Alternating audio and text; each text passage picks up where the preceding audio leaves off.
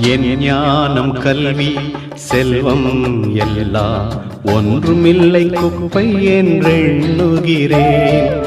என் ஞானம் கல்வி செல்வம் எல்லாம் ஒன்றுமில்லை குப்பை என்றெண்ணுகிறேன். என் நீதி நியாயங்கள் அழுக்கான கந்தல் என்றே உணர்ந்தேன் என் இயேசுவே. அனுதினமும் உம்மில் நான் வளர்ந்திடவே உம் அனுக்கிரகம் தர வேண்டுமே.